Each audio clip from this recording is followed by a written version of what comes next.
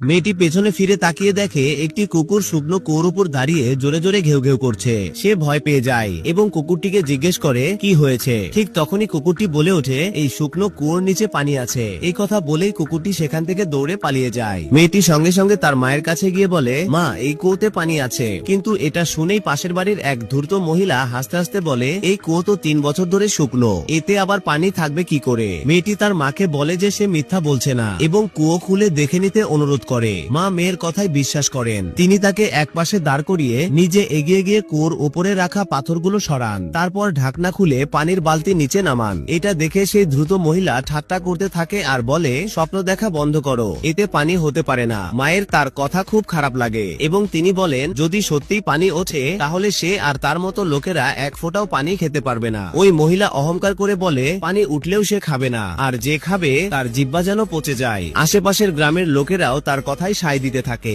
ঠিক তখনই সবাইকে চুপ করানোর জন্য মা কুয়ো থেকে পানিতে ভর্তি পুরো একটি বালতি তুলে আনে। এটা দেখে সেখানে থাকা সবাই অবাক হয়ে যায়। কেউই বিশ্বাস করতে পারে না যে শুকনো কুয়াতে সত্যিই পানি ছিল। খুশিতে মা তার মেয়ের মুখ ধরে জোরে চুমু খান। ঠিক তখনই সেই দ্রুত মহিলা বালতি নিয়ে সামনে এগিয়ে আসে, কিন্তু মা তাকে থামিয়ে বলেন, এই কুয়োর পানি খাওয়ার কোনো অধিকার তার নেই। মহিলাটি বলে, এটা গ্রামের কুয়ো, সবারই পানি নেওয়ার অধিকার আছে। এই কথা বলে সে মেয়েটিকে ধাক্কা দেয়। এটা দেখে মা তাকে চড় মারেন এবং হুঁশিয়ারি দেন যেন ভবিষ্যতে তার মেয়েকে আর বিরক্ত না করে। রাগে সেই মহিলা তার স্বামীকে ডেকে আনে এবং বলে যে তার সঙ্গে মারধর করা হয়েছে। তার স্বামী ছিল গ্রামের খুব শক্তিশালী লোক। সে এসে মাকে ধাক্কা দেয় এবং নিজেই বালতি নামিয়ে পানি তুলতে শুরু করে। কিন্তু যখন বালতি উপরে ওঠে তখন সেটা একেবারেই খালি। সবাই অবাক হয়ে যায়। তখন মেয়েটি মাকে বলে, এই কুয়ো থেকে শুধু তারাই পানি তুলতে পারবে যাদের মন সত্যিকারের পবিত্র।